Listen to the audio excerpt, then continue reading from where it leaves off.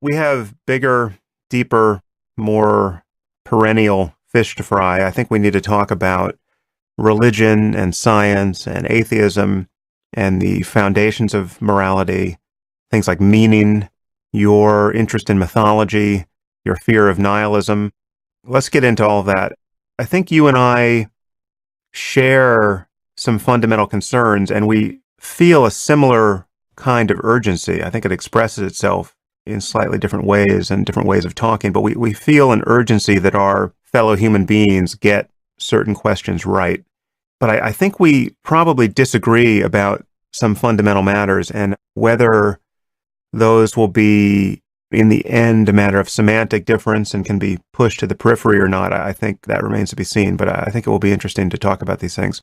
Yeah. Well, one of the things that I thought I might do is pursue the tack that you're not enough of a Darwinian, which I thought would be quite comical, because I've often thought the same about Richard Dawkins. But I would like to point out some of the things, because I read a fair bit of what you've written now.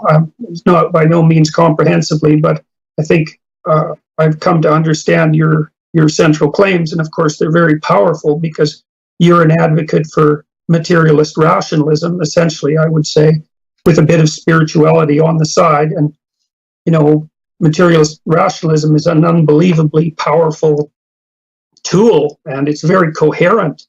And so I address the topic with trepidation because, it was certainly the case that the philosophical doctrine to which you adhere has transformed the world and has posed an unbelievably potent threat, let's say. That's one way of challenge, that's better, to traditional views of the world. So, but there are some things that we share in common that maybe we could start with. So, and you tell me if I've got any of this wrong. I think a good starting point is this. It actually leads directly into this claim about not being Darwinian enough, but it's the concept of truth. I've heard you say in a variety of ways that religious truth isn't scientific truth, and that the difference here is that science tells you what things are, and that religion tells you how you should act. So let's talk about that, and I think that does connect to this Darwinian concern of yours. Yeah, that's a good, I'm going to approach that obliquely to begin with. So let me throw a couple of propositions at you, and I know that you don't accept Hume's distinction between an is and an ought, that you're willing to challenge that, and fair enough, it's a reasonable thing to try to challenge, although it's quite difficult, but that doesn't mean it's impossible. But I've been thinking a lot about the essential philosophical contradiction between a Newtonian worldview, which I would say your view is nested inside, and a Darwinian worldview, because those views are not the same. They're seriously not the same. I mean, the Darwinian view, as the American pragmatists recognized, so that was William James and his crowd, recognized almost immediately, was a form of pragmatism. And the pragmatists claimed that the truth of a statement or process can only be adjudicated with regards to its efficiency in attaining its aim. And so their idea was that truths are always bounded because we're ignorant, and every action that you undertake that's goal-directed has an internal ethic embedded in it, and the ethic is the claim that if what you do works, then it's true enough, and that's all you can ever do.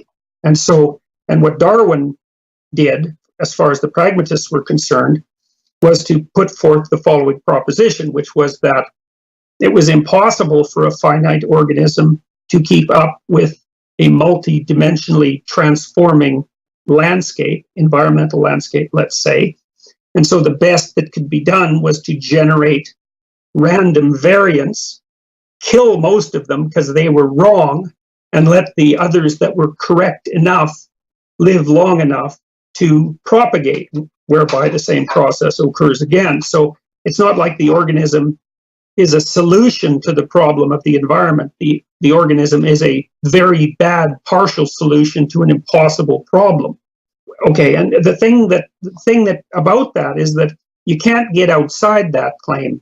I can't see how you can get outside that claim if you're a Darwinian, because the Darwinian claim is that the only way to ensure adaptation to the unpredictably transforming environment is through random mutation, essentially, and death, and that there is no truth claim whatsoever that can surpass that. And so then that brings me to the next point, if you don't mind, and then I'll shut up and let you talk. So I was thinking about that, and I thought about that for a long time. So it seems to me there's a fundamental contradiction between Darwin's claims and the Newton deterministic claim and the materialist objective claim that science is true in some final sense. And so I was thinking of two things that I read. One was the attempt by the KGB back in the late part of the 20th century to hybridize smallpox and Ebola, and then aerosol it so it could be used on for mass destruction. And the thing is that that's a perfectly valid scientific enterprise as far as I'm concerned. It's an interesting problem. You might say, well, you shouldn't divorce it from the surrounding politics. Well, that's exactly the issue, is how much it can be divorced, and from what. And then the second example is, a scientist with any sense would say, well, our truths are incontrovertible. Let's look at the results. And we could say, well, let's look at the hydrogen bomb. If you want a piece of evidence that our theories about the subatomic structure of reality are accurate, you don't really have to look much farther than a hydrogen bomb. It's a pretty damn potent demonstration. And so then I was thinking, well, imagine for a moment that the invention of the hydrogen bomb did lead to the outcome, which we were also terrified about during the Cold War, which would have been, for the sake of argument, either the total elimination of human life or perhaps the total elimination of life. Now, the latter possibility is quite unlikely, but the former one certainly wasn't beyond comprehension. And so then I would say, well, the proposition that the universe is best conceptualized as subatomic particles was true enough to generate a hydrogen bomb, but it wasn't true enough to stop everyone from dying. And therefore, from a Darwinian perspective, it was an insufficient pragmatic proposition and was therefore, in some fundamental sense, wrong. And perhaps it was wrong because of what it left out. Maybe it's wrong in the Darwinian sense to reduce the complexity of being to a material substrate and forget about the surrounding context. So, well, those are two examples, and so you can have a way at that if you want. Yeah, okay. So there are a few issues here that I think we need to pull apart.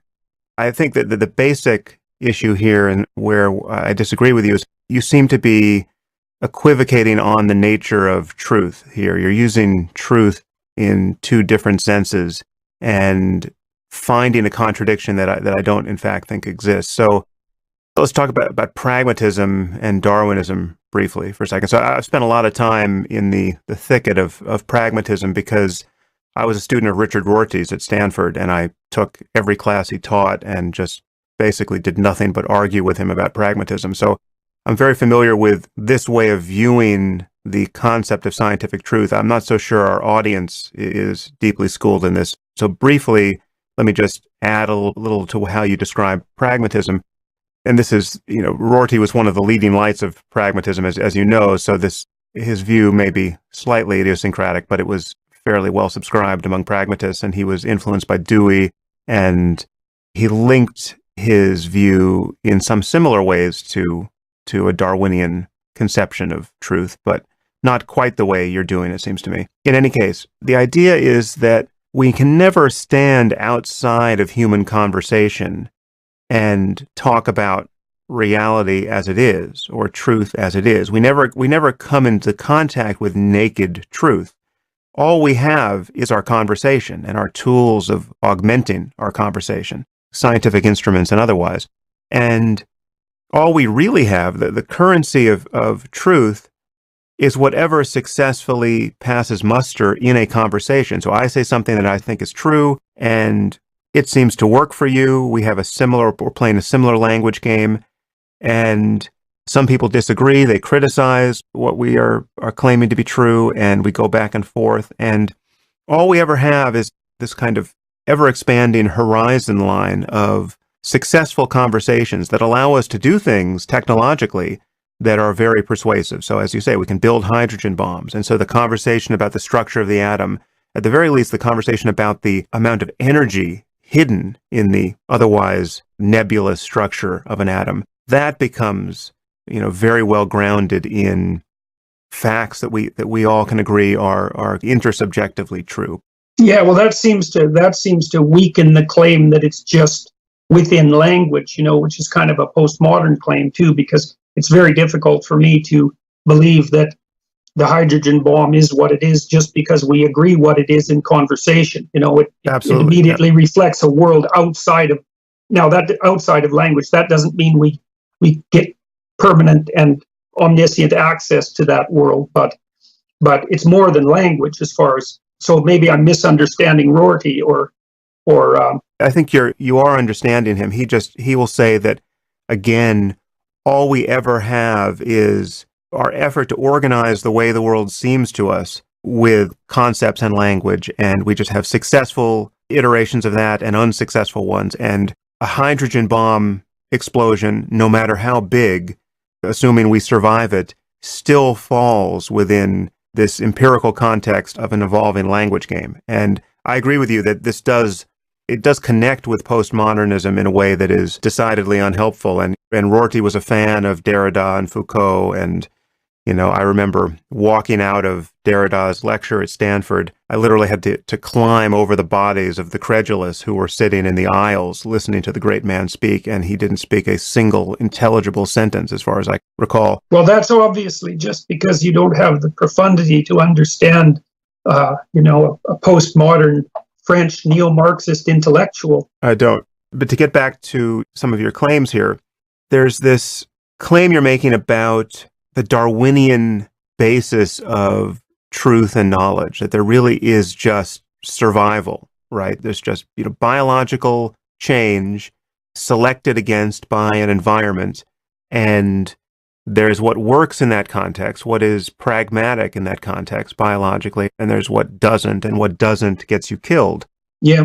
Now, obviously, that picture of how we got here is something that I agree with. Right. But our conception of truth, and our conception of truth in general and scientific truth specifically, and even of Darwinian evolution within that subset of truth claims, that is not functioning by merely Darwinian principles. And this just goes to... Right, but that could be an objection to its validity. Like, there's no reason to assume, and don't get me wrong, like, I'm perfectly happy with science. I'm a scientist,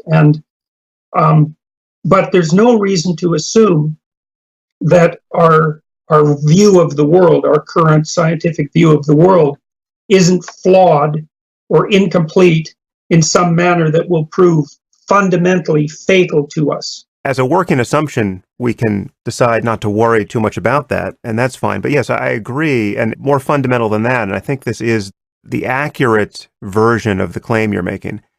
This is something that I spoke about on another podcast with Max Tegmark, a physicist from MIT.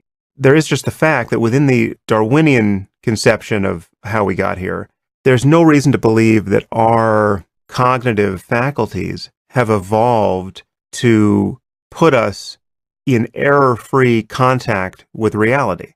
That's not how they evolved. I mean, we did not evolve to be perfect mathematicians or perfect logical operators or perfect conceivers of scientific reality at the very small, subatomic level, or at the very large cosmic level, or at the very old cosmological level. We are designed by the happenstance of evolution to function within a very narrow band of light intensities and physical parameters. The things we are designed to do very well are, recognize the facial expressions of apes just like ourselves and to throw objects in parabolic arcs within 100 meters and all of that. And so Right. the fact that we are able to succeed to the degree that we have been in creating a vision of scientific truth and the structure of the cosmos at large that radically exceeds those narrow parameters, that is a kind of miracle. It's an amazing fact about us that seems not to be true, remotely true, of any other species we know about. And that's something to be celebrated, and it's a lot of fun to see how far we can get in that direction. But I would grant you that there are no guarantees as we move forward in that space.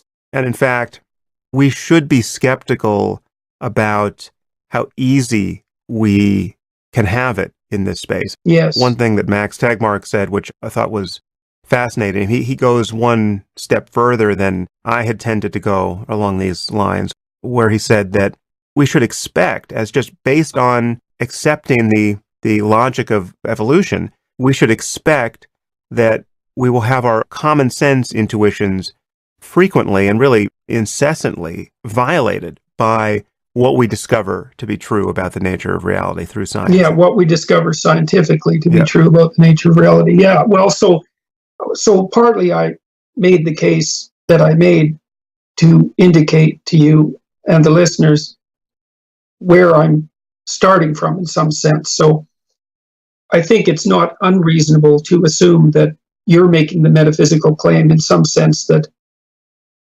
Darwinian truth is nested inside Newtonian truth. I wouldn't call it Newtonian. Let me just change your words a little bit, but it may be a distinction without a difference here. But I would oppose realism, scientific realism, and even moral realism. I consider myself a moral realist. I think there are right and wrong answers to moral questions. I would oppose realism with pragmatism. And the core tenet of realism for me is that it's possible for everyone to be mistaken. It's possible for there to be a consensus around truths that are in fact not true. It's possible to not know what you're missing. There's a horizon of cognition beyond which we can't currently see, and we may be right or wrong about what we think exceeds our grasp at the moment. And so that's something that the pragmatist can't say. The pragmatist has to locate truth always within the context of existing conversations, existing consensus. And in this Darwinian conception of truth, you are saying that there's just what works for us biologically, pragmatically, as apes on Earth now. And there's no larger context of truth claims that we can make that situates that in a larger sphere where you can intelligibly say that everyone is wrong about something. Well, it's complicated, and I wouldn't say I'm saying exactly that. I certainly don't agree with the language game part of it. And see, if you think of the Darwinian process as something you can't escape, like there's no outside of it, and partly the reason for that is that you're just too damn ignorant to get outside of it in any transcendent manner. Now, you might say, well, you can do that to some degree with science, and I'm not going to argue with that. But before you move on, let me just understand the claim, because it seems to me we are outside of it in every respect where you want to emphasize the Darwinian component of it. So we're outside of the implications that, certain phenotypes would have killed you outright 5,000 years ago, whereas now we have a civilizational mechanism to protect those people. So if you're wearing eyeglasses and you are able to function just as well as your neighbor who's got perfect vision, you're out of a Darwinian paradigm there. It doesn't matter that you're wearing eyeglasses, right? On 1,000 points, we can make that same observation. And therefore, more or less everything we care about has followed along those lines. I mean, so just the fact that we are, one of the greatest gains we are attempting to make, although we have done it imperfectly thus far, is to outgrow tribalism in all its forms, right? So we recognize that tribalism is not the best, moral bedrock. And yet, in a Darwinian paradigm, tribalism is really the only game in town. And so we stand outside of Darwinian logic, both morally and intellectually, all the time now. Are you denying that? What am I confused about? I'm calling that into question. I'm not necessarily denying it, and I'm certainly not presuming that that what I'm saying is right, because I'm trying to solve another problem at the same time. But you see, the thing about the scientific viewpoint is that it leaves certain things out, and it leaves out what it doesn't know, obviously, although the same might be said for any other system of belief and should be. But it also looks at the world in a particular way. For example, it strips the world of its subjectivity. And it may be that that's a fatal error. Now, that doesn't mean that it stopped science from being unbelievably useful as a tool, but I think of science as a tool rather than as a description of reality. And, that's where we differ. And it's fair that we differ. It isn't obvious which of those two positions could be held to be correct. Because, you could say that the more we learn about the objective world, in your realist manner, the higher the probability that we'll survive. And it's conceivable that those things are aligned in that manner. But it's also conceivable that they're not. And I'm wary of that because radical changes produce unintended consequences. And, we've lived relatively successfully as primates for a couple of dozen million years, and we're transforming things pretty damn rapidly. One potential outcome is that in 500 years we're more machine than human, and that we're not really human at all in any realistic sense. And I can't necessarily see that as you could claim that that's a positive outcome, but it isn't necessarily that it's a positive outcome. So you're assuming that there is an alignment between the two. No, I'm not doing that. And I think, and now I'm getting a little confused about what you're claiming. So let me just go over that ground you just sketched just to get myself on track.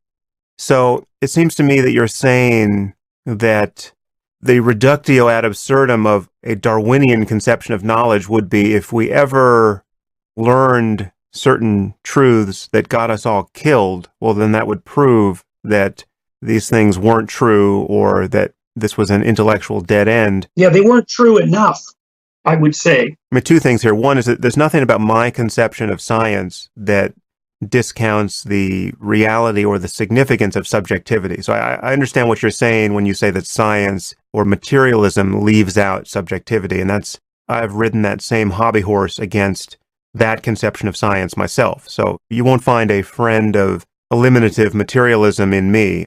That's just not how I think about the human mind. Well, do you think that that's true of your views on consciousness? Because that's another place where I would say we radically disagree. Yeah, well, I don't know that you understand my views on consciousness if you think that, but we can get there.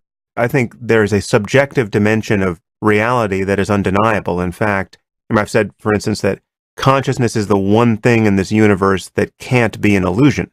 It's the only thing that you can be absolutely sure exists at this moment, in the sense that... I actually like another claim that you make better that's related to that. I think the one thing, and this is, I think, part of your fundamental ethical metaphysics, and it's a point on which we agree, I believe. You are very concerned with, let's call it pain, for lack of a better word. And, one of the conclusions that I've reached, which is, I think, in keeping with what you just said, because it necessarily involves consciousness. But so let's call consciousness a reality. But then I would say that the most undeniable form of consciousness is acute agony, because no one doubts that, not if you watch them act. And that's one of the criteria by which I judge whether or not someone believes something. So if people act out something uncontrollably, then I'm convinced that they believe it, regardless of what they think they believe. And I think it's for that reason that so many religious systems start with the same metaphysic, which is life is suffering. That's the ultimate reality. And that's associated with consciousness, certainly. But it's more precise than that, because maybe you can doubt whether you're happy, but it's very difficult to doubt that you're in agony and have that actually work. So people act as if that's the most real thing. And part of your ethical metaphysics, as far as I can tell, is you take that as bedrock in some sense, and then say, well, whatever we do, we shouldn't go there. And there's in a way, the way that I think parallels that, except that you posit well-being as the opposite, let's say, of suffering. And this is something I really want to talk to you about, because I think there's a paradox in your thinking, and I could be wrong, but tell me what you think. Let's wait to get there, because this is a different topic. I definitely want to get into morality with you. Okay. And that's all ripe for discussion. But this conception of truth, I think we have to nail down, because it just seems to me undeniable that there are facts, whether or not any of us, any existing population of human beings, are aware of those facts. So before there was any understanding of the energy trapped in an atom, the energy was still trapped in the atom, right? And the Trinity test proved that beyond any possibility of doubt. So prior to the bomb going off at Alamogordo, you had some of the world's best physicists not entirely sure what was going to happen. They had an educated guess about what was going to happen. I think there was a betting pool on the question of just how big the detonation would be. There were some people who thought that nothing would happen. They would actually fail to initiate a chain reaction. The point is that there was a kind of a probability distribution among the smartest people over the range of possible outcomes there. So this was a linguistically mediated conception of what was true at the level of the very, very small in physical reality. And we got more information once we saw that bright light and mushroom cloud. And now the conversation continues. But it seems to me that a realistic conception of what's going on there, and really the only sane one, if you look long enough at it, is that our language didn't put the energy in the atom. It's not because we spoke a certain way about it that determined the character of physical reality. No, physical reality has a character whether or not there are apes around to talk about it. Okay, so look, everything you said there, I agree with it. I guess my one objection to that is is it true enough objection? So, in order to establish an objective fact, we have to parameterize the search. We have to narrow the search. We have to exclude many, many things. And I think sometimes when we do that, we end up generating a truth, and I would say it's a pragmatic truth that works within the confines of the parameters that have been established around the experiment.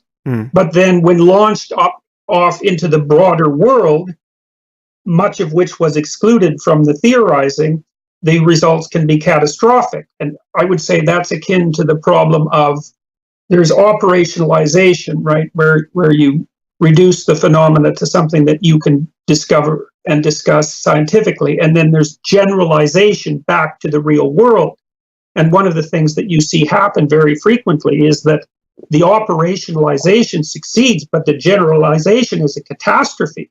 That's very frequently the case with the application of social science theories to the world. Okay, because they leave so much out. Okay, so let's just focus on this claim or this concern about certain forms of knowledge or certain descriptions of the world leading to catastrophe. Now, I completely agree that that's possible, but it doesn't mean what you seem to think it means here. So it's possible for there to be scientifically correct, realistically true conceptions of the world that are bad for us. There are not many examples of that. I think the utility of knowing what's going on is usually so high that it's better to know what's going on. But for instance, I mean, the example I occasionally use is there is a right way to synthesize the smallpox virus right now.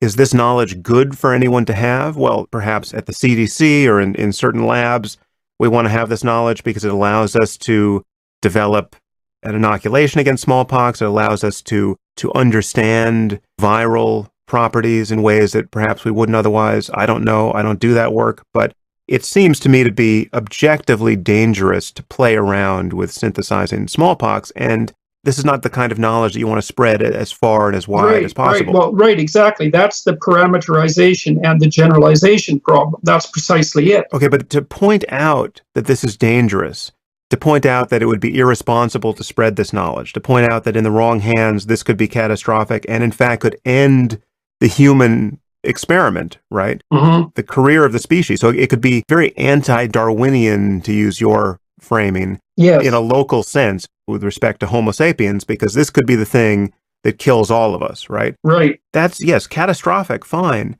but that doesn't undermine the scientific truth value of... But it undermines, I agree, but it does undermine the claim that scientific truth is the ultimate truth. That's the claim that it undermines. No, it doesn't undermine it epistemologically. It undermines it as something you want in your life, right? It undermines it in terms of its value to us as a species. If knowing what is true got you all killed, well, then that would be a truth that wouldn't be worth knowing, but it wouldn't make it less true, right? So if I say...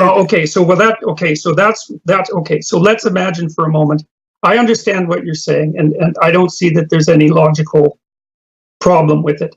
But I would say that we're actually starting from different fundamental axioms. Like the fundamental axiom that I'm playing with is something that was basically expressed by Nietzsche, and it's a definition of truth. And so I would say if it doesn't serve life, it's not true. So what we're arguing about is But Jordan, I have to pull the brakes there. I mean, I think I agree morally, ethically, given my concern about the well-being of humanity. I agree with that as a moral starting point. We want to know what is worth knowing. We don't want to know everything, and we certainly don't want to know truths that will get us all killed or make us all needlessly miserable. Okay. We want good lives, right? Okay, so then I would say that by making that proposition, you've accepted the claim but no, that the scientific endeavor should be nested inside a moral endeavor. Yes, absolutely. I accept that claim, but... Well, then it can't be... Then the moral endeavor can't be grounded in the scientific endeavor, because the inside thing can't ground the outside thing. It's logically not possible. I would disagree there, but let's talk about that when we talk about morality, because I think that's a great conversation to have. But here we're getting bogged down on the concept of truth. I think you can't have a concept of truth that is subordinate to well-being. You want well-being, I will grant you that, and my definition of well-being is quite expansive, and it just remains to be discovered what in the end will conduce to the greatest flourishing of minds like our own and minds beyond our own. As you say, when we integrate ourselves with our supercomputers, who knows what beauty we'll experience and what meaning will be available to us. I'm interested in all of that, and I want us all to survive, and I don't want to be annihilated by true facts that were dangerous to know.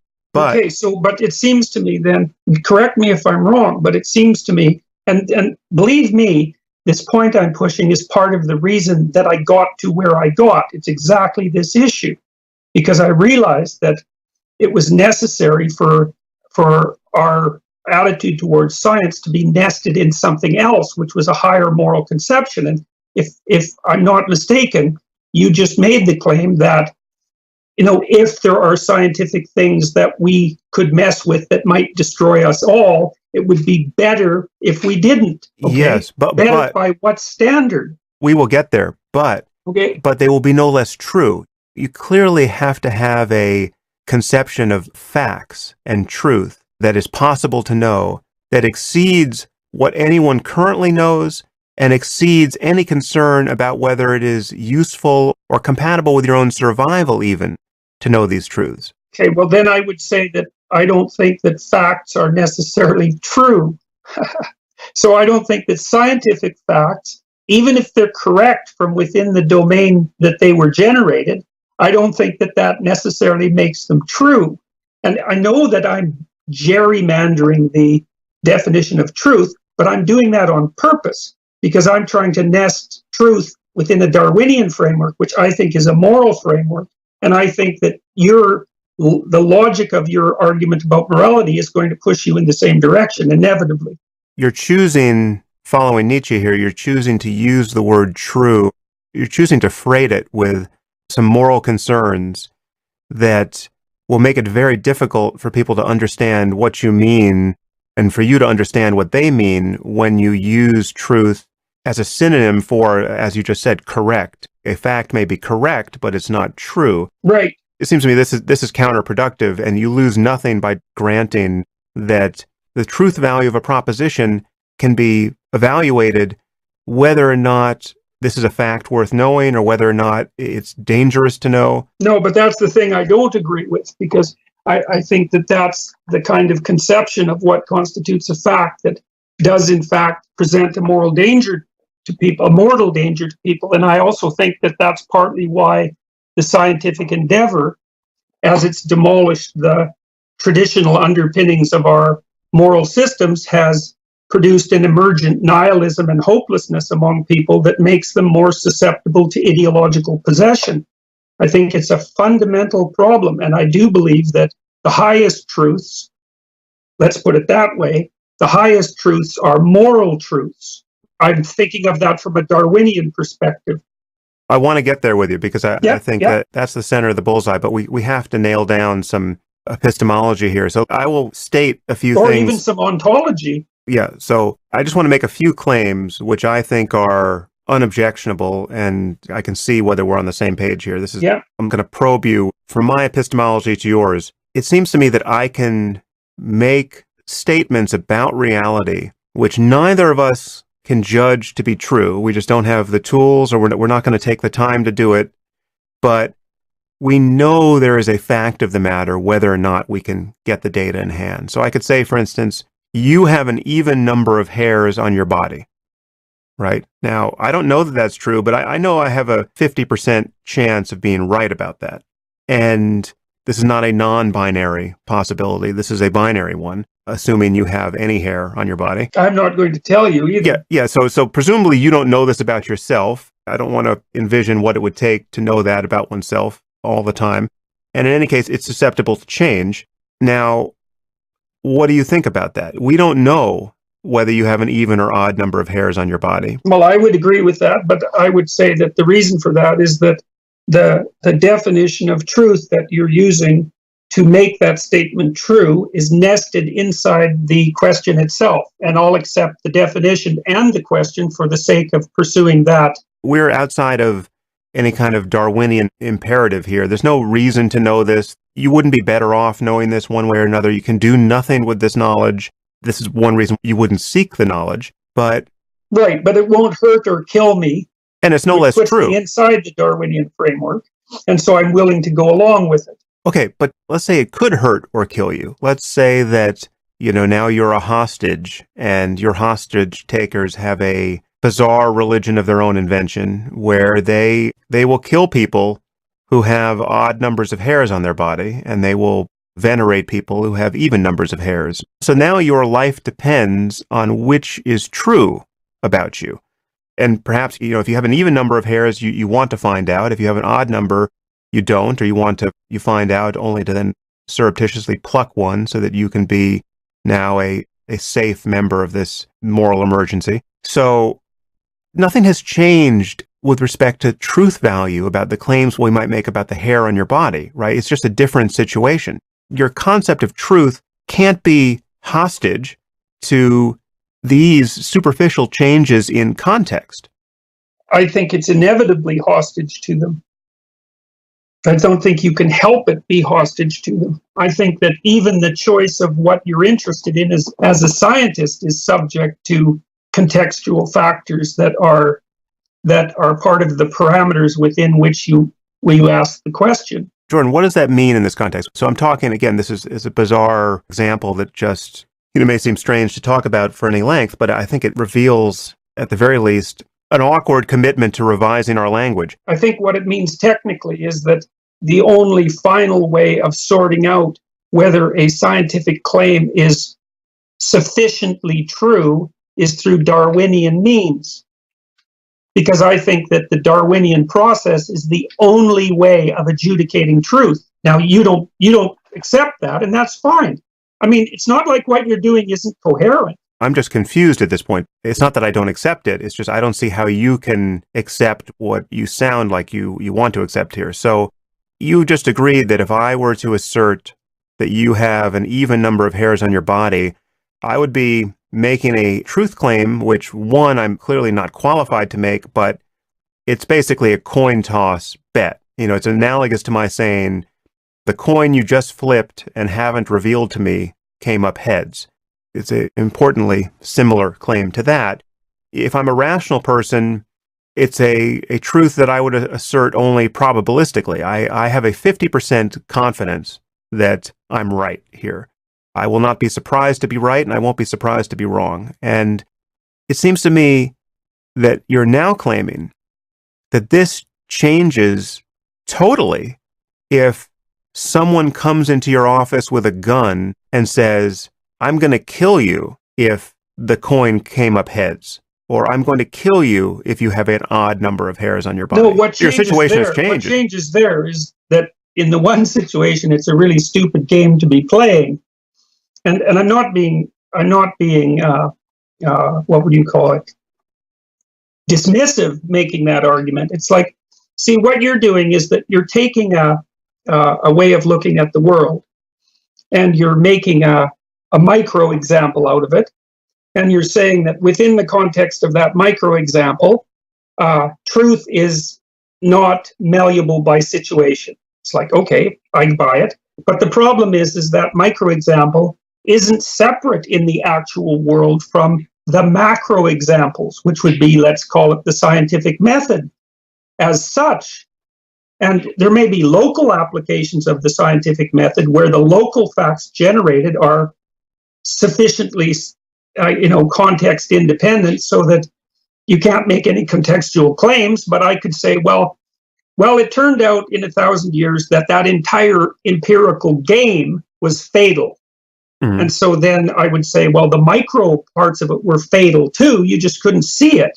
I agree about the non-utility of playing fatal games, right? So we don't want to play games that will get us all killed reliably. Certainly if there's no huge benefit on the other side. From a scientific perspective, why not? But then you're just saying that, is there a scientific reason to want to exist, or to want your kids to live happy lives as opposed to die in their sleep tonight? Yes, that is partly what I'm saying, yes. We can talk about that, but it seems to me we can't just skip over this question of truth because it anchors everything else any other claim we're going to make. But another thing to do would, look, fair enough, and we could argue about it for quite a while. And I think the danger is that we'll sidetrack the entire conversation doing this, and that won't be so useful. So what I would recommend is that we could recognize for the moment that we're starting with different claims of truth.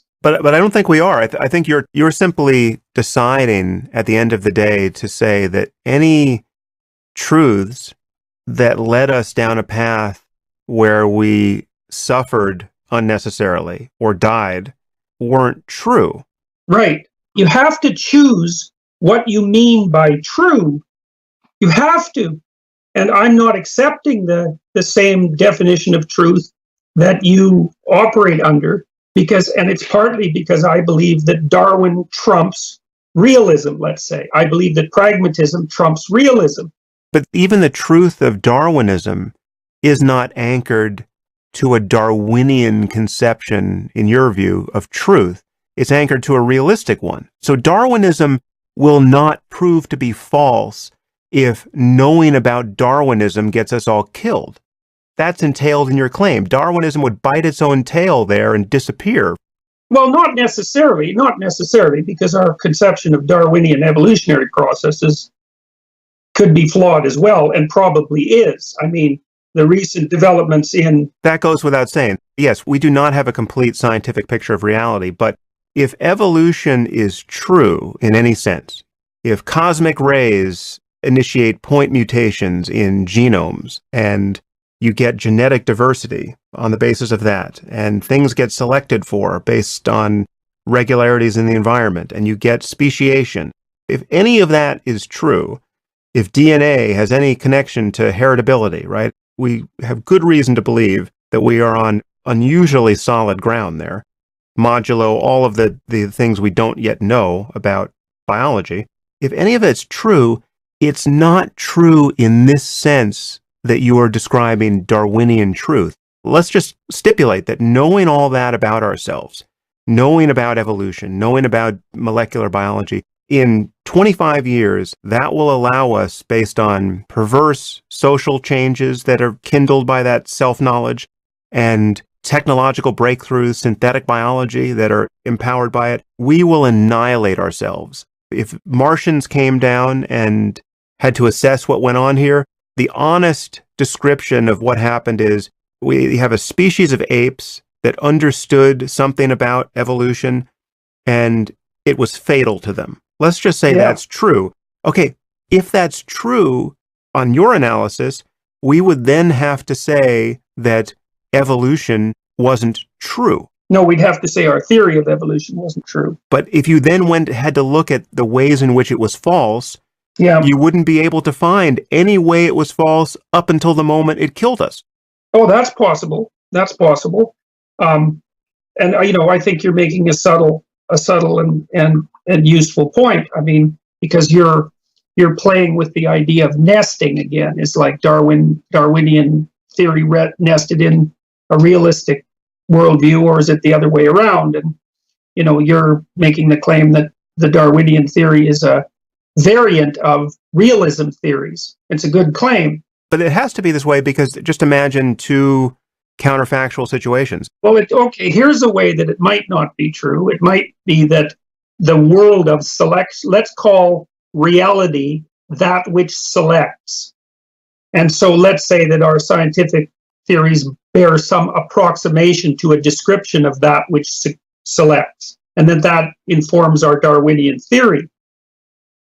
Those could all be in sufficient error so that they're fatal. I think, when I think of reality, you think of reality, that I believe, this is what I meant by a Newtonian view. You think of the world of reality like a materialist realist. And I think of reality as that which selects. And those things aren't the same, because the materialist realist description of that which selects is very insufficient. And that insufficiency undermines the accuracy of our Darwinian knowledge. So I guess the only way I can respond to what you said is that I would say that if our knowledge of Darwin, of the evolutionary process, was true, then it wouldn't be fatal.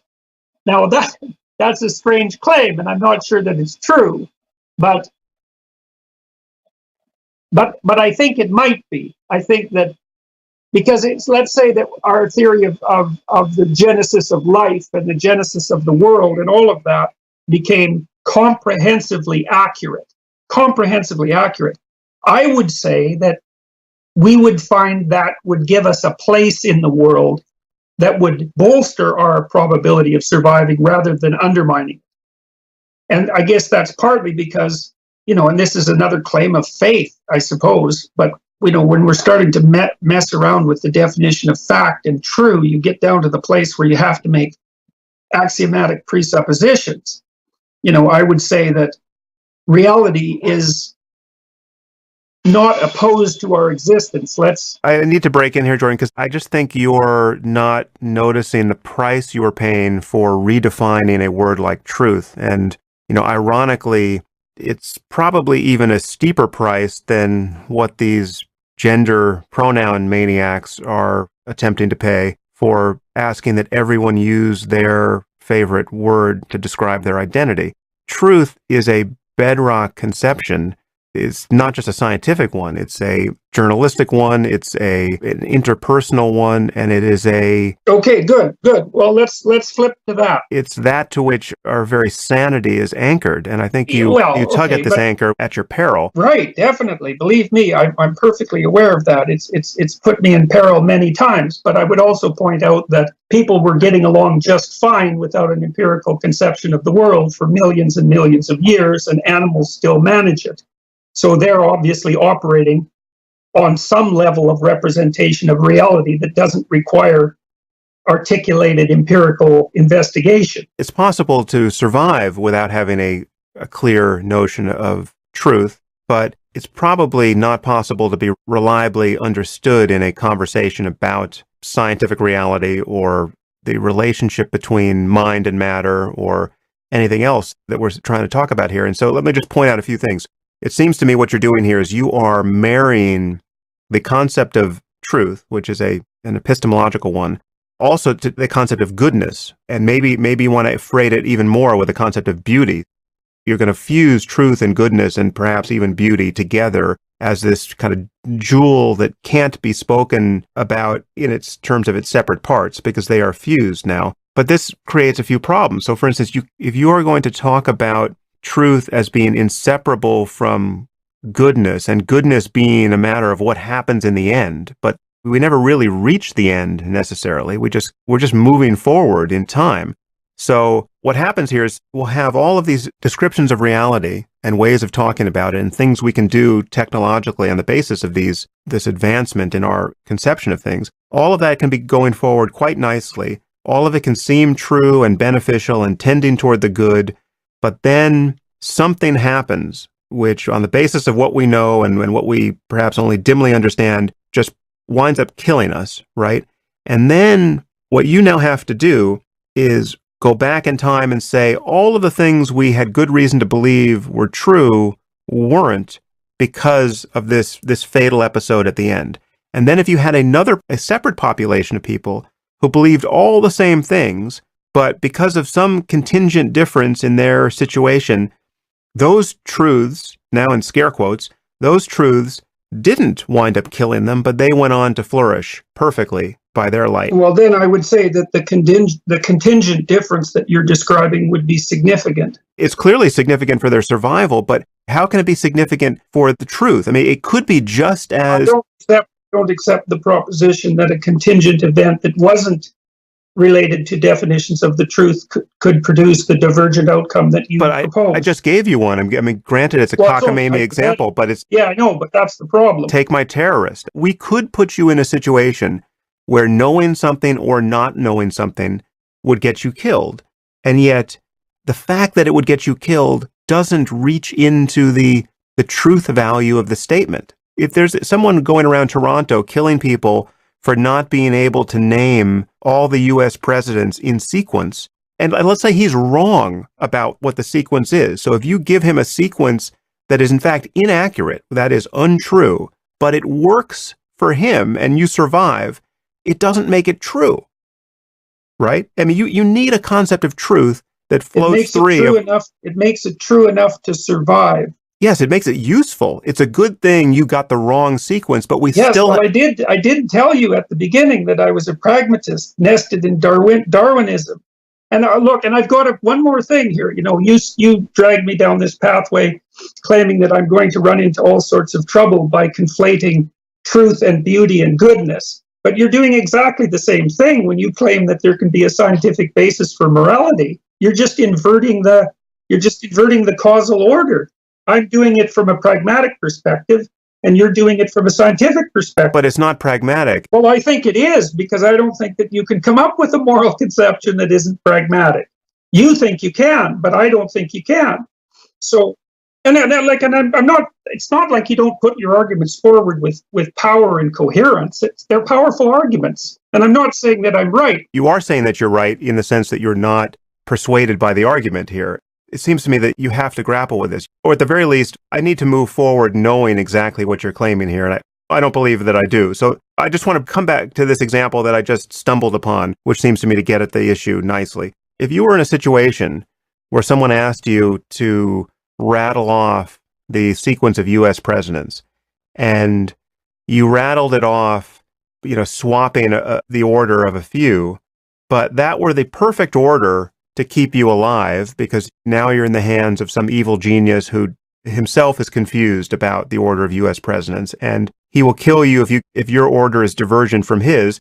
Well, then it seems to me that you have to be able to say that that was useful, right? You survived, but in fact, the order you have of U.S. presidents is wrong. It was wrong, but useful. The flip side is also true. I'm perfectly willing to say that. But I said already that you can set up micro examples where the claim that you're making is valid, but I'm not concerned with the micro examples. I'm concerned with the macro examples, the totality of the theory of fact and truth. The macro example is no different. So if we take the macro example, where you take all of molecular biology and all of science and all of human history, summating to a moment where some nefarious person synthesizes smallpox on the basis of an accurate understanding of how to do that, not an inaccurate one, right? Accuracy here is just a fudge word I for would truth. say that our science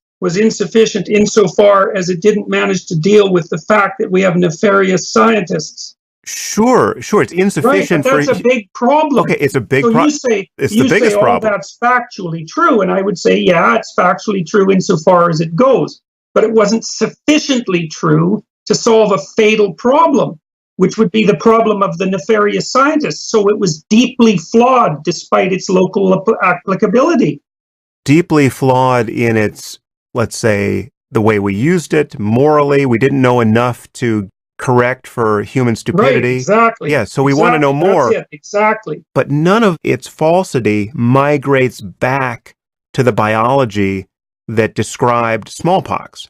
You can't then say, well... Sure, I could. I can say, well, you shouldn't have been looking at the biology of smallpox. Sure. You should have been solving the problem of nefarious scientists. Okay, but that's just to say that certain truths weren't worth knowing, or they were dangerous to know, or dangerous in the wrong hands. But what you seem to have been saying, and now I feel like we may be seeing dry land here, what you seem to have been saying, which I think you probably are not saying or don't want to say, is that the conception of truth local to the smallpox virus has to be rewritten there because it turned out not to be useful. It turned out to be fatal to us. Yes, and it's partly because of the narrowness of the... This is what point I was making with the damn KGB. It's like, yeah, you know, they managed to synthesize Ebola and smallpox, thus demonstrating the scientific truth of their effort. Well, okay, fine, but how about if we take the context into account? Perhaps we're ignorant, even scientifically, but more so morally, in such a profound way that while we go chasing those contingent scientific truths, we miss something really large and obvious, like true or not, generating a hybrid of smallpox and Ebola is, you know, let's call it ill-advised. And so, see, this is the point that I'm making, is that... But everything turns on that. Let's call it ill-advised. I'm with you there, right? So, again, there are things that are not worth knowing. There are things that are dangerous to know. There are things that we'll never know and wish we could know, but we could be surprised about the consequences of knowing them, and they could turn out to kill us in the end, right? I mean, so every variant of that is possible to say, which is to say true, but our concept of the truth value of any given statement can't be held hostage to its ultimate result for the survival of the species in the end. Yes, I think it can. That's where we disagree. I could be sitting in a room in my house and say, well, there's no fire in this room, and the rest of the house could be on fire. And it's factually true that there's no fire in this room, but as a theory, it's a pretty stupid one. That's just an incomplete and a consequentially incomplete description of your situation. But that's exactly my point, though. That's exactly my point. But it was still true to say that there was no fire in your room. That the fire was outside your room. It's a truth that doesn't get you anything. It was true nested in a larger truth of falsehood, because the relevant issue is there a fire around that's going to kill me? If I say, well, there's no fire in this room, well, I suppose that's trivially true, but I would say I've certainly adopted a dopey framework of reference within which to ask that question. So again, this is something we can understand. You were asking the wrong question, or there was a better question to ask. That's the issue. Well, so I would say, look, here's another way of thinking about it. Insufficiently moral people will ask deadly scientific questions. Sure. Okay, but Jordan, honestly, that is a different topic. I mean, I completely agree. The reason why your conception of truth here is so unhelpful is because you'll continually be buffeted back and forth between good and bad outcomes, and your notion of scientific truth will be rewritten and overwritten and rewritten again in the process needlessly. So again, to take smallpox as an example, the same conception of smallpox, true or not, let's say true to, a first approximation, allows us to cure babies who get the disease or stop other babies from getting it. And it also allows us to synthesize it and kill everyone. It's the same description of reality. And so you have to say in the one case, your epistemology requires you to sit around counting dead babies, right? No, it doesn't. It requires, so let's say, fine, I'm perfectly willing to go along with that particular example. Then I would say, well, that's a very dangerous tool. And then we should bloody well make sure that the people who are wielding it have the wisdom to do so. And so, like, one of the things that I learned from reading Carl Jung, for example, was that his claim was that we're technological giants and moral infants. And that's a really bad, what would you call it, combination. Mm. And so the moral issue starts to become paramount. And of course, you also believe that to some degree because you're trying to, yes, exactly. But don't you see how that's a different topic? That's the thing that I just can't get past here. Because if we were to say that smallpox is not a virus, it's a multi-celled organism that's getting people sick, right? That's our conception of it, right? And presumably we would be quite wrong at any point in human history to have formed that conception, right? But it was certainly possible to have thought that for a good long time. That is, we can make that distinction whether or not we, 100 years from now, annihilate ourselves with a proper understanding of the smallpox virus.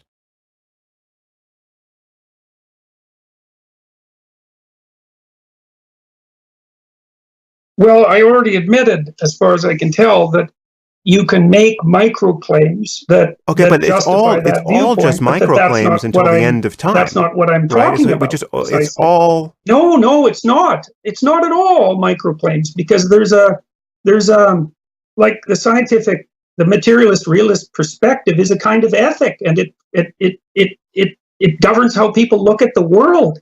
It's a philosophy. It's a massive philosophy. It's a framework of reference. It's not an aggregation of micro events, although it is also that. And I would say that the part of the problem with the scientific worldview as it's currently constituted is that it doesn't provide a reliable guide for the development of the kind of wisdom that would allow us to use our technology like grown-ups. You had me at wisdom. Of course, that is okay. So then the next thing I would say, well, and here's another thing. It's an enormous problem, but again, that is in my view, that is a change of topic. I mean, I think we should get on to that topic. Well, it's a change of scale, anyways. But it's not really, because so again, this is why I say it's all microclaims. We have all of these microclaims about reality.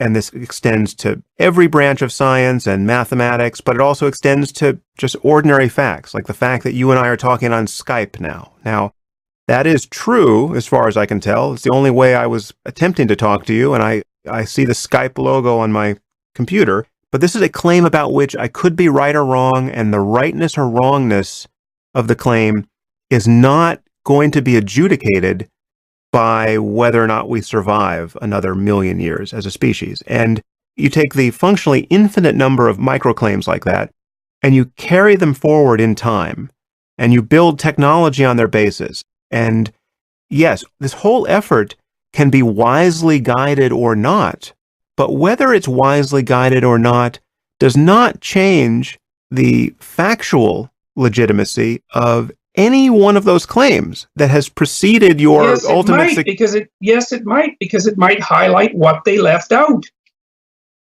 Because like your claim about Skype is a local claim, and as a local claim, I would say as a pragmatist, it's directly the case, but it's also grounded in a metaphysic, and so is the technology. And so, but Jordan, whether you leave something out, there are all kinds of things we can leave out. First of all, we will always be leaving something out. But second of all, we can leave things out that are worth knowing, that would add to our well-being and survival. We can leave things out that have absolutely no value one way or the other, negative or positive, but are still nonetheless true. And we can leave things out that we should leave out because they would be dangerous to know. Now, we need a concept of truth that allows us to make statements like that. But your concept of truth is collapsing everything back to whether we survive. Right. Presumably whether we survive happily, right?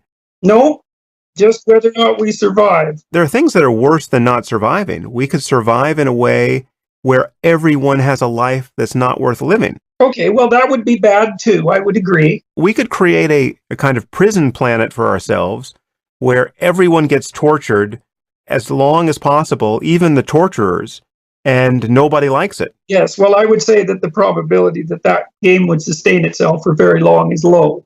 It would probably degenerate. Hell, why hell is a bottomless pit, right? It's because no matter how bad it is, you can always make it worse. And so I would say a situation like that would either improve or it would, spiral down to the ultimate end, which would be fatal. My point is that survival isn't the only value, right? It's certainly not.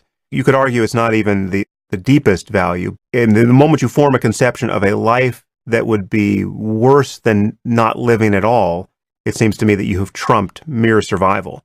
You can easily imagine a situation where you would say of the person you love most in the world that they would be better off dead, right? That, I think, a morally and factually an intelligible claim given the possibilities of human suffering and given that there are certain situations where there is no remedy other than death. So even survival as an anchor here seems a somewhat whimsical one, but it's one that, granted, it has a direct connection to Darwinian evolution because the survival of an organism is crucial, at least up to a certain point, is crucial to whether or not it gets its genes into the next generation.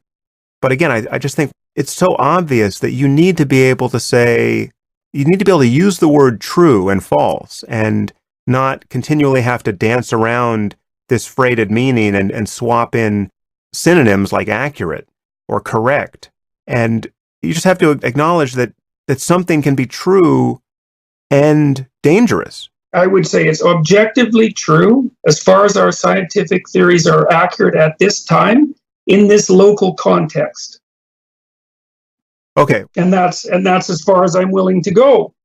And there are other reasons for this. Like, I'm perfectly aware of the pit that this produces and all of the complexities that it entails, but I'm not so sure that you're aware, and I don't mean this as an insult by any stretch of the imagination. I'm not so sure that you're aware of the consequences of the rational realist ethic that you're putting forth in your books, because I would say that they produce cognitive complexities that are at least as serious as the ones that you pointed out with my position. Let's move on there with the proviso that I think we are impressively capable of misunderstanding one another moving forward. We're definitely disagreeing.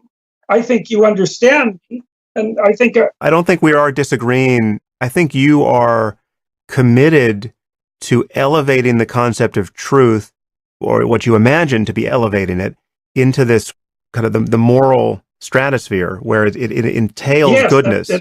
That is precisely and exactly what I'm doing. There's no doubt about it. But the problem with that is that then it makes it very difficult to talk about ordinary truth claims and to acknowledge that now you have a situation where your conception of factual accuracy either has to completely break apart from your conception of truth, or it itself is continually vulnerable to changes in human history, which could happen in a million years. When do we finally get to cash this check epistemologically? Let's say we survive for 1,000,000 years. I don't know if we ever get to cash it. That's the problem with the Darwinian perspective, is that you're never right. You're only sufficiently right to go ahead. Okay, but all of those differences in sufficiency matter hugely, right? So if your kid gets sick and you go to the hospital and the doctor says, "We have no idea what's wrong with your child," that's one situation, just a stark confession of ignorance, right? Now, for most of human history, There was obviously no hospital to go to. And if you had gone to anyone and said, why is my kid sick? You would get either a stark confession of ignorance or some crazy idea, the utility of which, psychologically we might want to debate, but it would have nothing to do with the biological reality of why your kid was sick. Now, that ignorance, through a lot of hard work, gets overcome in a very piecemeal way and to no one's real satisfaction yet. But there's no question that we have made progress in our conception of human disease. For instance, the germ theory of disease. Knowing something about that has been very useful. Now, sure, but along with that has come our ability to produce the hydrogen bomb and the birth control pill and all sorts of other things that could easily be fatal. If somebody writes down a 100-digit number in front of you and it ends in a 1, and they say this number is prime, and what is more, it's the largest prime number any human being has ever consciously beheld, right? That is either true or false, and its truth or falsity has absolutely nothing to do with the ultimate survival of the species or your personal well-being. I know, that's what you think. I understand that perfectly well, but I don't agree. But your non-agreement hasn't... I would say it's sufficiently true for all likely contexts that are to arise in the next while. But the problem is that it's based in a metaphysics that might be fundamentally flawed in a way that we don't know, that would turn out to be extraordinarily dangerous. Jordan, it could continually change because, again, this check never gets finally cashed unless everyone dies. I know. Well, that's part of the Darwinian problem. Imagine riding these waves where the society becomes better and worse and better and worse and then much, much better and then much, much worse, all with this prime number claim running right through it, right? On the upslope, you'll say, oh, it's looking more and more true. It's looking more and more sufficient. And then on the downslope, you'll say, oh, that's fatally flawed. There's a lot we weren't considering. No, you'd have to draw a causal connection between the two. Like the relationship between that tiny little claim and the total underlying metaphysic is pretty tenuous. And so I'm not going to, act as if a claim about a particular prime number is the causal fact in, rising civilizations up and down. I'm not making that claim.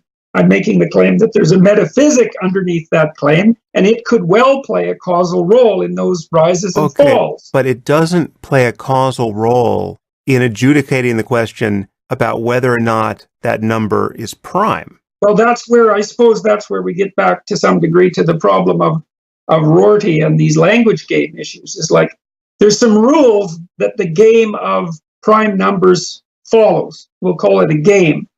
And according to the rules of the game, that is a reasonable move. And that's kind of how Wittgenstein conceptualized the meaning of words. He thought about those as tools. And so I would say, well, if I accept the underlying claims of the mathematical game in which that's a reasonable proposition, then yes, that's true. It's the only way you can talk about a prime number. And sure, that's fine. And it might be useful to talk about prime numbers. But that doesn't necessarily mean that they're true in the way that I'm defining truth, which you already pointed out is associated with something like wisdom or goodness. Like it's possible that it's not the sort of game a wise person would play. Now, I'm not saying that. Sure. I'm not saying that that's necessarily the case. No, but again, I just don't see how that could be relevant. That is a separate claim, which is intelligible to me, and it's perfectly worth talking about. In fact, it's essential to talk about because there's an infinite number of things we could be paying attention to, and some will get us killed. That's it. There we go. That's part of the problem. So why are we paying attention to the things that we're paying attention to? Great. And that puts you in the moral domain immediately. Exactly. But another question is, why do scientists choose to study the things that they study? And then you might say, well, because it attracts their interest. And then you might say, why? And I would say, now you're back into the dimension of the morality that surrounds science. But your concern about the misappropriation of human intelligence and science and culture, albeit totally valid and a concern I share, that is causing, what you're doing with it based on, it sounds like Nietzsche, is causing you to engage in a kind of potlatch with your scientific tools. you are now vitiating the utility of being able to say things like a prime number is prime, whether or not any of us have figured that out. And in fact, whether or not there are people around who even understand the concept of prime numbers. Well, I would say that that's true within a set of implicit axioms. It's true within a set of underlying presuppositions. If you accept the presuppositions, then it's true. Sure, but the presuppositions go really, really, really, really deep. Yes, but you have to accept that presupposition whether or not we all die next Tuesday. No, I don't. You can't wait around for next Tuesday on the cusp of death to finally make your epistemology indelible. We do that all the time. You know, there's a scientific theory that everybody says, oh, it's true. It's true. The theory of ether, that's a good one. It's true. It's true. It's true. Oh, didn't account for this. Well, I guess it wasn't true, even though we thought it was all along. That happens all the time. Of course, but it doesn't happen on the basis of a single variable, which is whether or not enough people survive. I mean, forget about the fact that this Darwinian criterion. No, we're willing to rewrite the history of what's true based on far less evidence than that. And that's a good thing. But, you know, you say yourself, well, science is always prone to correction by the discovery of errors in the future. So I don't see why that's any more radical than what I'm claiming. The errors have to be relevant and causally connected to the thing you're talking about.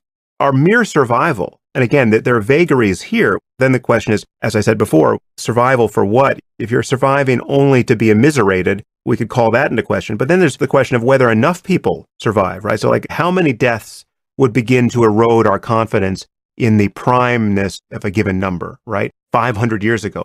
You're forced to rewrite our intellectual history based on a single criterion, whether it terminates in bliss or death. That just doesn't make any sense. I mean, we're going around and around on this topic. I don't really see how that's any different than your claim that science should be nested inside the search for well-being. Now, we will move on to that because I think, okay. I know you want to get there, but I just need to plant a flag here. I think many people listening to this, I'll be interested to see if people have a similar reaction here, but I would expect many people will share my frustration that you're not granting what seem to be just fairly obvious and undeniable facts, and now we're having to use this concept of truth in a pretty inconvenient way, right? Because I don't see how anyone's going to think that it makes sense that No, look, fine. Of course it's going to be controversial. I mean, the claim I'm making is that scientific truth is nested inside moral truth, and moral truth is the final adjudicator. And your claim is no, moral truth is nested inside scientific truth, and scientific truth is the final adjudicator. It's like, fine, you know, those are both coherent positions. But yours actually isn't coherent, because you're then having to, once we get into the fine print, you're having to say, well, of course, all of those micro instances, the billions upon billions of which can be cited, don't get changed based on whether or not we survive. You seem to be having it both ways. I point you to a micro instance, you say, well, that's just a micro instance isolated from everything else. But the moment I connect it to everything else, you seem to suggest that it's going to change. But the mechanism by which it would change, I mean, there is no causal connection between... Well, let's look at it this way. So let's take the Irish elk as an example. So one of the things that happened to the Irish elk, we think, because he went extinct, was that sexual selection sort of got out of control and the females fixated on antler width, and the poor damn elk ended up with like a 12-foot rack. And that didn't, you know, this is obviously a post hoc theory, but sexual selection can account for runaway transformations like that. And the poor elk got a rack so big that it really wasn't commensurate with his survival. Although then we might say, well, I guess there was something wrong with what the female elk decided to focus on, but we didn't really know that till we went extinct. And I see that as precisely analogous to the point that I'm making right now. We're concentrating on certain things in a certain way, and it's a scientific way, let's say, which is flawed and insufficient, although very powerful. And it needs to be subordinated to something else. Well, of course. Or it will be fatal. I can grant all of that. Again, there are certain ways of paying attention that are dangerous, right? There are certain things that we shouldn't be doing which we're tempted to do. Right. And I think one of those things is defining the world as in a materialist, realist terms. I happen to think that. And I have my reasons. But this clearly, the utility, the pragmatism of behaving in certain ways or spending our time in certain ways or thinking in certain ways has to break free of a conception of whether or not certain things are true. That's the only way you can make a claim that there are certain things that are in fact true that are dangerous to know. There's no way for you to say that. On this Darwinian conception, you would just have to say, well, no, then they're not true. If they're dangerous to know, they're not true. But there's so much that is inconvenient about framing it that way. Yeah, I know that it's true. Of course there is. There are equal inconveniences with framing it the opposite way. We're not going to get rid of inconveniences. It's like, you're criticizing my perspective, and you're doing it quite effectively, although I don't think fatally, because I think my distinction between the micro situation and the metaphysics stands. But I would say that's not exactly the issue. The issue is, can you offer an alternative that has fewer metaphysical problems? And I would say no. I would say that your counterposition produces just as many annoying paradoxes and complexities as my position does. Certainly that remains to be discovered, but it's, again, this is no doubt a flaw of mine as an interlocutor, but this is the kind of thing that does just drive me nuts. And I just want to make Well, it should. I want to make one more pass. It drove me nuts too. For the philosophers in the audience, I'll make one more pass. Just entertain this example. So you have two labs that are studying the smallpox virus, and they both have the same conception of the smallpox virus in hand. They both are working with the same tools. They've got the same physical tools, the same intellectual tools. One lab weaponizes it and kills 500 people based on some motive that we would obviously want to criticize. And the other lab creates a vaccine and immediately saves the same number of lives. Now, they both have the same description of smallpox rattling around in their brains. No, they don't, because otherwise one wouldn't have weaponized it. You're expecting me to assume the initial propositions, which is these labs are identical except for the outcome. It's like, no, they're not identical, because the outcome would be identical then. So it's kind of like Joshua Green's moral story. I can fix this. Let's not go to Green yet.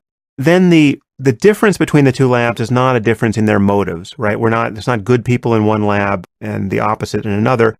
There's just some trivial difference in their equipment or just good and bad luck, which causes one to accidentally let this virus leak out and kill people, and causes the other to successfully produce a vaccine. Whenever you ask members of these labs what smallpox is and what they're trying to do, they say the exact same sentences, but we have a different outcome. Okay, well, that's a whole different issue, though, because then they're not weaponizing it. They just made a mistake. Yeah, they made a mistake, but they were playing around with smallpox, and it was highly unpragmatic, given the fact that people immediately died.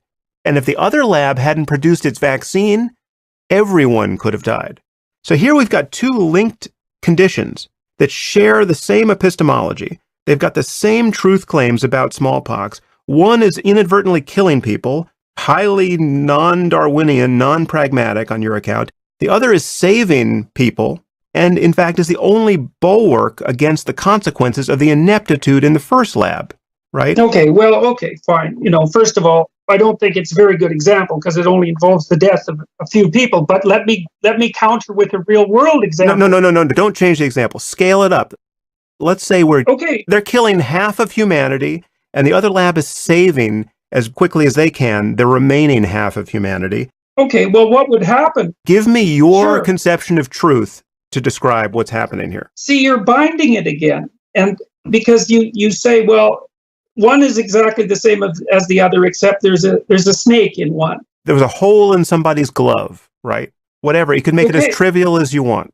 Sure. How about if we make it that the engineers didn't check the damn O-rings carefully enough, so the Space Challenger blew up? Okay, so what would happen in a situation like that? Well, what would happen would be that there would be a tremendous investigation into the cause of the error, and there would be moral, part of that investigation would be a moral investigation. Were people being blind? Were they being careless? Were they following proper procedure, etc.? So the first thing that would happen is that people would assume that there were genuine reasons in motivation that might have caused it. Now, they wouldn't have been among the scientists necessarily. They might have been among the equipment suppliers. And so we might say, well, maybe that piece of equipment happened to be made by slaves in China, and they weren't too concerned with its quality. And so then we might say, well, maybe that throws the whole moral validity of the Chinese system into doubt. And so that little mistake in the lab that you're describing that has this horrible consequence ends up tied up into all sorts of other things. But it need not be. Grant me the possibility of a little mistake that allows for smallpox to get carried home on somebody's briefcase and spreads an epidemic. It's obvious that this is possible. This is the kind of thing well-intentioned people guard against working in those labs all the time. Well, then I would say that was evidence that the moral notion that mucking about with smallpox was a bad idea. Except in this case, you can't say that, and you certainly can't link bad idea to the epistemological truth value of our understanding of smallpox. Well, I think you can. We have the other lab on the other side of the earth, by the only possible method available to us, producing the vaccine that will cancel the negligence of the first lab and save humanity. A reasonable person would look at that situation and say, well, how about we don't muck about with smallpox anymore? Despite the fact that we got really lucky and the errors and the benefits canceled one another out, it seems to anyone sensible that was pure damn fluke, roughly speaking, and the idea that we should be delving into that particular bit of knowledge is ill-advised. That's what would happen, and that's what I think about that example. Okay, but it was a fluke in both directions, right? Sure, but that just shows that messing about with the substance to begin with was ill-conceived. Any logical investigator would immediately conclude that. It's like you're saying, well, from a utilitarian perspective, the net consequence was basically zero. So not that, but again, to say that it was ill-conceived is a perfectly intelligible and defensible thing to say, but that doesn't at all suggest that anyone in either lab was wrong about the physical character of smallpox. Right. And we need a conception of truth. They were wrong in a more profound way. They were right about rearranging the chairs on the Titanic, but they were pretty damn wrong about the fact that it might sink. Okay, but that has nothing to do with the truth value of any statement about smallpox. It has nothing to do with if someone says, well, is this a retrovirus? We're going to wait to... It does the way that I define truth. We're going to wait to see if everyone dies or not before we answer that question. We can't think about scientific truth in that sense, again, for many reasons, but certainly because we can't wait around to see if everyone dies to find out if we're making sense in the present. Sure. The thing is, Sam, we do think about it that way already. We think about it that way all the time. We think, well, messing around with smallpox is probably a bad idea because it might be fatal. Anytime we have any inkling that the outcome of a scientific experiment might be catastrophe on the broadest possible scale, we immediately decide that that's a bad idea. Well, of course, but that again, has nothing to do with epistemology. That has to do with danger and survival and risk and things that worry us. Right, which I would say are higher truths. So it does have something to do with epistemology. You can call them higher values, but they're not truth in the sense that when it comes time to have an honest conversation about the factual accuracy of any statement, about whether or not something is likely to be true, when you're talking about probabilistic truth, there you're not talking merely about the risk of species annihilation. I know, that's because you leave that question out of the realm of consideration. And for good reason. Well, for good proximal reason, but maybe for bad distal reason. But for most things we want to talk about, there is no implication of danger on that scale at all, and yet we still have to make strong truth claims. We can make this as prosaic or as weird as you want. If someone says that your wife is cheating on you, presumably that's within the realm of possibility, provided that you have a wife. and you're going to want evidence. And what would constitute evidence? Well, here's evidence. I saw it in a dream. Well, that's bad evidence. Well, here's evidence. I hired a private investigator, and here are 17 pictures of her at various locations with a man you've never seen before, and he looks like Brad Pitt. Now, all of a sudden, presumably you're interested, right? Now, the claim about whether or not she's cheating on you is an intelligible claim. We could drill down on what it might mean. Does she have to be having sex with this person to be cheating on you? Well, let's say yes, she does. Okay, so then there's a claim about what she's actually doing with this person in a locked room somewhere when you're not around.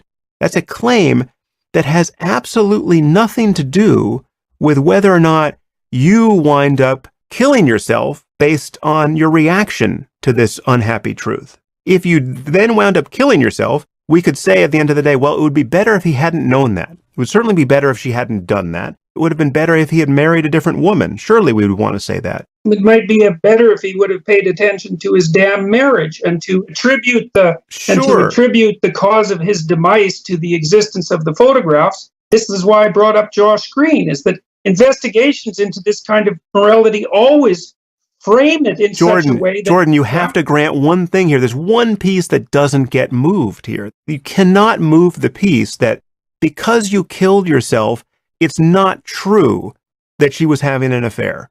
That move is not open to you, and yet you're acting like it is.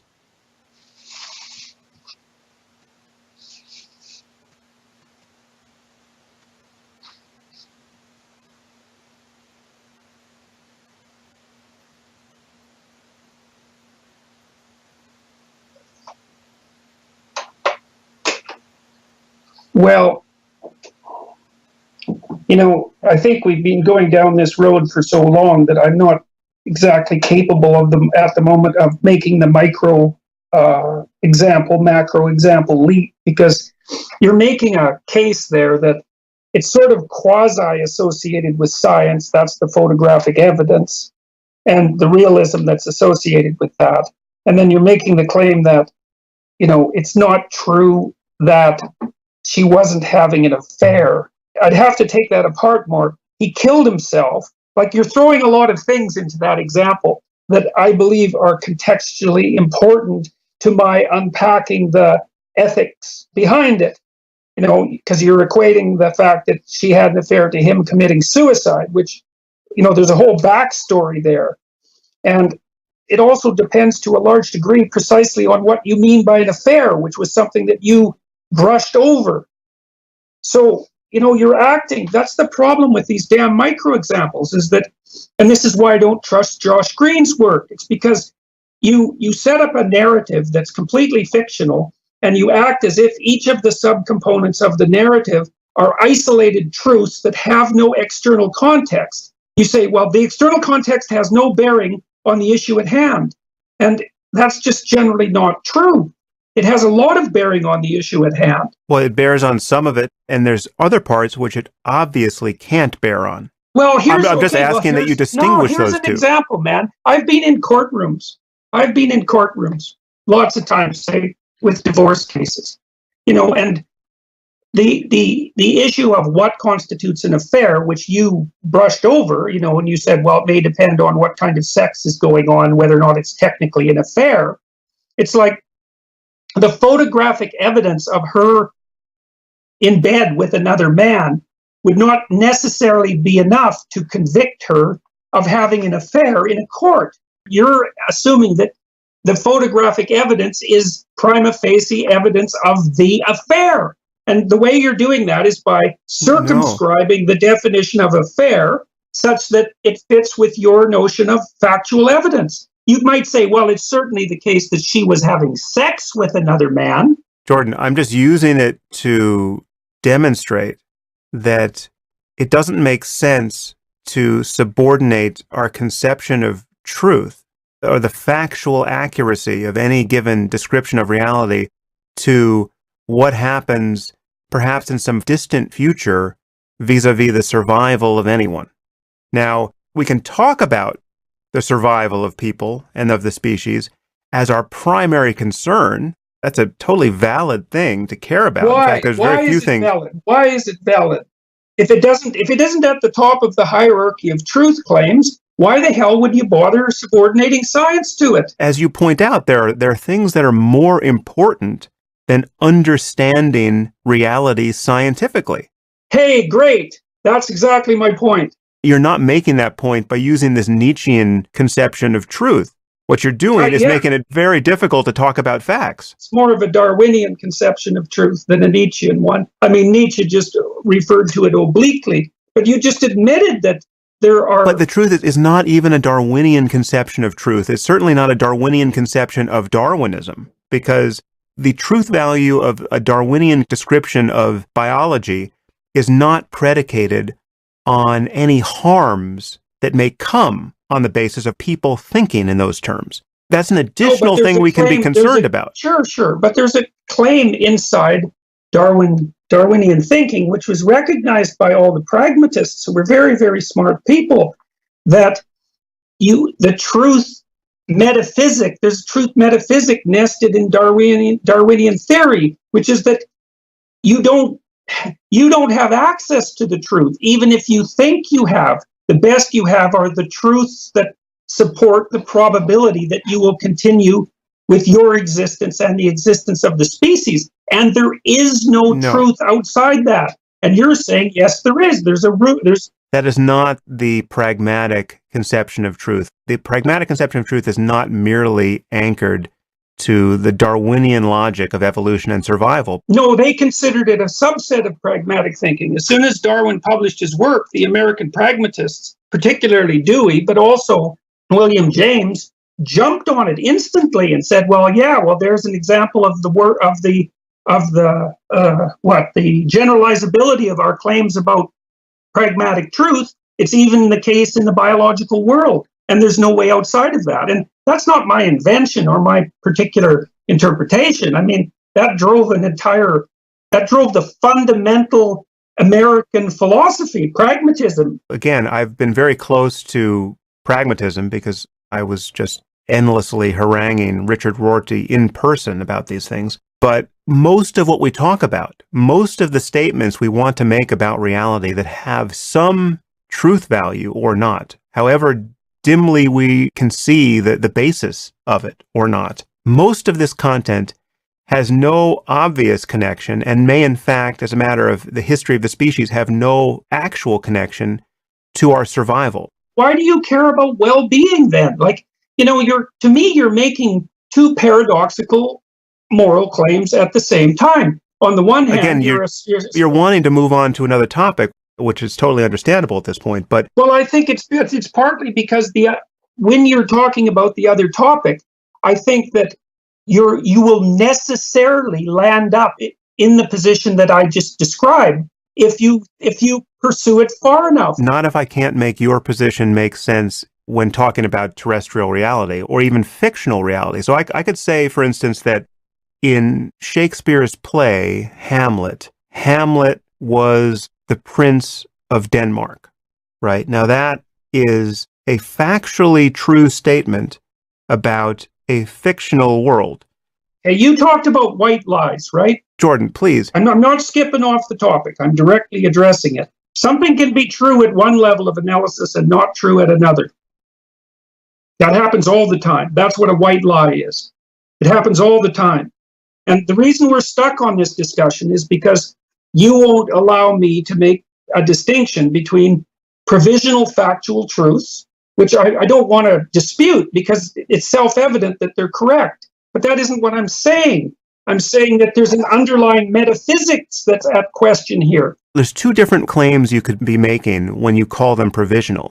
One of which is obviously valid and which every sane scientist makes, which is to say that we are working within a set of theories and a set of tools which don't give us ultimate confidence that our current description of reality is true and will never be falsified.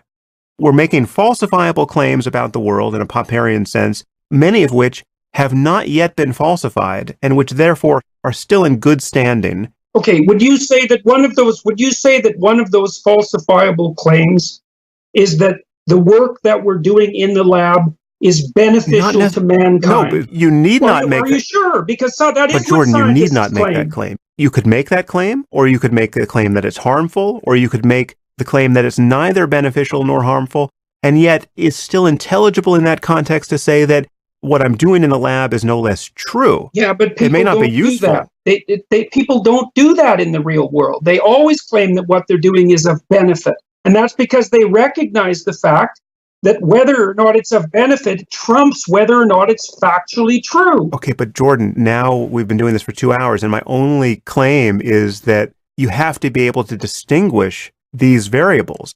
It is intelligible to say that in one lab, they have a true theory, factually accurate, which is allowing them to do all kinds of things that they wouldn't be able to do if they were mistaken about what they believed. But they're doing things that are harmful because they're bad people, right? Or negligent people. That is, unfortunately, an all too common situation that we are in. Their theory about what they're doing is wrong. You think that you can take their theory of smallpox independently of their nefariousness. And I would say, no, you can't. You can't. Because you're willing, there's an archaeological dig that's going on here. We'll say there's a proximal claim, and then there's a claim underneath that, and then there's a claim underneath that, and then there's a claim underneath that, which might be a moral claim, which I would say is something like at the bottom. And I would say, well, nefarious people can't have a truthful view of smallpox virus. It's not possible. And you might say, well, if you just parse out the little empirical description, it's identical to the empirical description of the benevolent person. And I would say, well, then you're just drawing your borderlines around your truth claim inappropriately. It's a matter of depth. We could make it even worse for you than that. We could make the lab of good people fundamentally confused about the nature of smallpox, right? So they're good people. We need to be able to talk about their goodness because they have good intentions. But when you actually look at what they believe about smallpox, it's wrong. Wrong by what standard? That standard cannot be their goodness. It can't be the survival of the species. It has to do with the details of molecular biology. If you put them in opposition to the lab of bad people who have an accurate, that is, true understanding of smallpox, again, the concept of truth floats free of anyone's intentions here. And it seems to me you have to grant me that. They just have an error. They just have an error at a different level of the archaeological dig. So they're good people, we'll say, but their proximal definition of smallpox is wrong. And that's also not from the Darwinian perspective. I didn't say that good people necessarily always make good decisions. I never said that, or that being good necessarily provides you with... Let's make these the perfectly good, wise people who would make good decisions with an accurate understanding of smallpox. It just so happens, however, that they're bad biologists. Again, the crucial thing is that you need the conceptual tools to be able to make these distinctions. Okay, then I would say that the probability that they're perfectly good people and they're biologists and they're studying smallpox is so negligible that the example doesn't make sense. And this is the problem I have with these toy moral conundrums, is that you get to define the context of the conundrum and leave out what you want. And that makes it easier to win the argument. But they're not real. I've dealt with people in real world conundrums a lot. And the first problem with a real world conundrum is it's damn near impossible to define it. You have to dig and dig and dig and dig and dig. So you have pictures of your wife having an affair. Okay, so fine, no problem. So then I spend like 2 years digging into the situation, and I find out that, to call what she did an affair, given your behavior in the entire 10 years beforehand, is such a perversion of the truth that it makes your photographic evidence not only irrelevant, but positively malevolent. So it's not that easy. Again, you're seizing upon superficial features of my example that don't actually change the significance of the example, at least from my point of view. Jordan, this is what I'm tempted to do at this point. Because now as a podcast host, I'm worried about the end product here and about the patience of our listeners, a vast number of whom really want us to talk about these things. I think what we should do here is pause. You and I have had a 2-hour plus conversation about epistemology where we seem to differ. I still can't convince myself that when push comes to shove, we really have a different conception of truth here. I feel like you are committed to playing a language game by certain rules of your own design here, which are not helping you achieve clarity with an interlocutor like me or anyone else on this topic. It's going to be hard to talk about the connection between scientific truth and moral truth, which I know you want to talk about and I want to talk about, but I'm not going to be as good as I should be going forward if we just start from this place and log another 2 hours. And I know we're not going to have an audience that wants to listen to a 4-hour podcast when we're at the 2-hour mark here. So what do you think about this plan? We break here, we release this conversation. One thing that will be interesting for me is if anyone can point out to me what I am missing about your argument thus far. Because you are reacting to me like there is something you are saying that makes sense that I'm not seeing that does actually nullify the import of the kinds of toy examples I have been putting forward, and I don't see it. If there can be a Reddit thread that performs a post-mortem on this that shows me how I'm wrong, I would love to see that. I will read it, and I will take instruction from it, and I will come back to a second conversation with you, duly chastened, and revise how we proceed talking about this. But yes, well, I might emerge duly chastened as well, but because I think we're differing on something fundamental. But let's crowdsource this, because I'm not following the plot here, if in fact that's true. So with your permission, I recommend we pause here, we release this to our mutual fans, they do a crowdsourced post-mortem on it, and then we see where we are. I think that's a fine idea. Okay, awesome. Yeah, absolutely. Because I know there's no sense. Well, we're circling the same territory, and taking aim at the same problem from different angles. And it's the question is obvious to me. It's obvious that we're approaching this from, I would say, almost different ontological perspectives. Now, the possibility is that there's something just flawed with the way that I'm setting up this argument, or there's something flawed with the way that you're setting it up. Although there's nothing incoherent about the way you're setting it up, by no means. Part of it stems on how you're willing to conceptualize truth, and that. Well, look, man, it's no wonder we argued about that for 2 hours, because that's a really hard question. I don't think it's as hard as you're making it out to be, and I think that you'll be surprised if we moved into the other topic.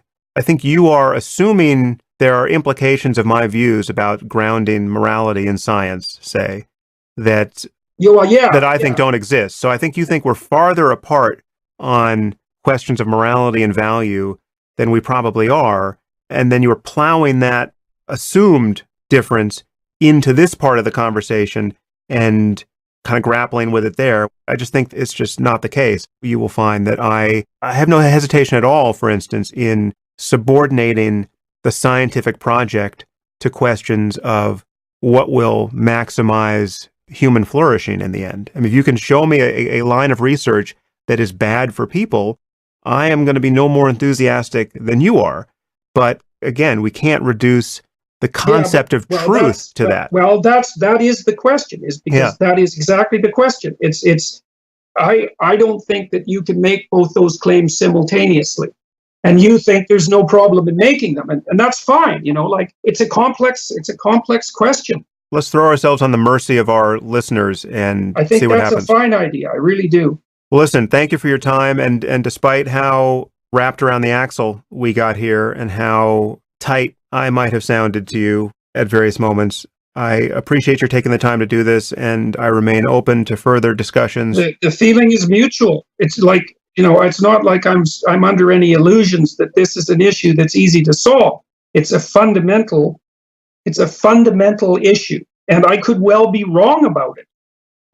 I am reasonably confident your use of truth here will prove unpragmatic, even by your own standards. But let's see. we'll call this part one of our conversation.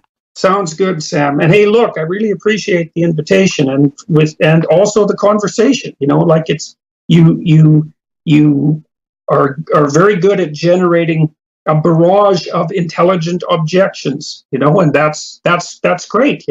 Because one of the things you want to find out about a claim is whether or not it can stand up to genuine criticism. You talked about making an Iron Man out of your opponent, right? Steel Manning, yeah, that was from yeah, exactly. Eric Weinstein, yeah. Yes, precisely. Yes, and so you're a pretty good steel man, and that's the sort of person that I'm interested in having a discussion with. We both have many fans and detractors who will work this out for us, and it'll be interesting to see what happens. Needless to say, I wish you well in your collisions with social justice warriors and everyone else who are still at your doorstep, no doubt. So keep up your energy, and our paths will cross again. Thanks, Sam.